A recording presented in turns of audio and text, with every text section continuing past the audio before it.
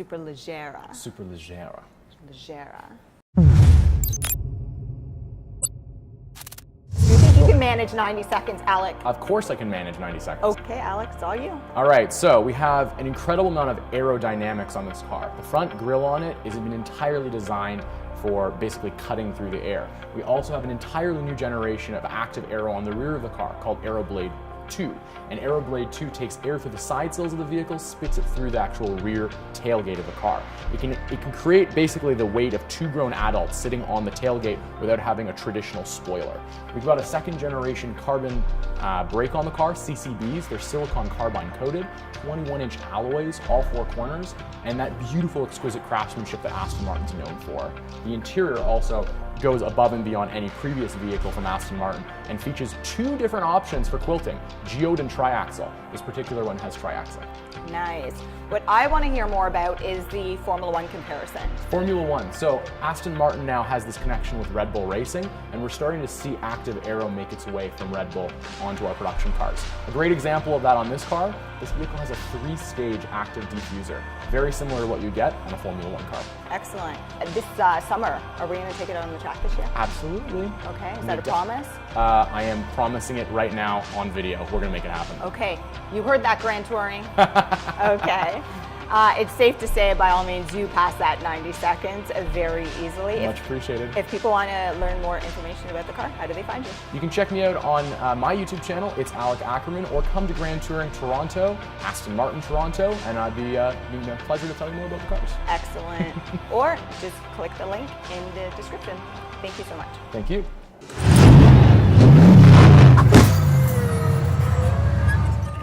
Okay, so this is a 90-second challenge extra. I'm such a huge fan of Aston Martin, and what people don't understand is all the brand influence that Formula One has on this car. So I've asked Alec to stick around and walk us through all of those influences. There's a lot to talk about. So starting off at the front, you might notice how large the grille is. And what you may not be able to see though in photos is that it's actually 3-dimensional. We design it so the air travels in deliberately to cool the car. The front splitter, it's very vital in the car. It channels air not only into the front grille, over the car, but also under the car. And it starts that low pressure zone that runs the whole way to the rear of the car. We channel it with pieces throughout the body of the car to make it go to the rear, but it starts there. Over the top of the car, you've got these incredible air intakes, the gunlets, and these are functional. You can actually see the components on the inside of this. It's deliberate. We need that cooling to really help cool the 715 horsepower beast.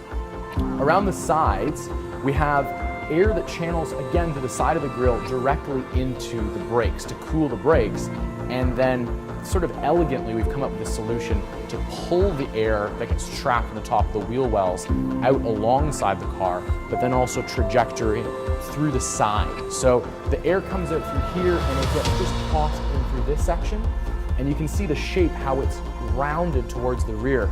Again, it's designed to push it off the side of the car. So you have air coming over the top, you've got air coming through the side, and then you have AeroBlade, which sort of occupies this quarter of the car. So again, we take some of that air that's over the top of the vehicle and the side of the car, we take it through this three-quarter section here, and it actually goes through channels, which then get forced through the top of the rear boot, through channels, through this little slice here. Now, this looks like a tiny little detail because we've tried to hide it from the line of sight, but this actually affects the car. It puts about the weight of 2 full-grown adults over the rear of the vehicle, and it really presses it into the pavement. So the other thing, when we're back here, we've also talked about the low pressure mass that comes to the rear. And we're talking about Formula One inspiration.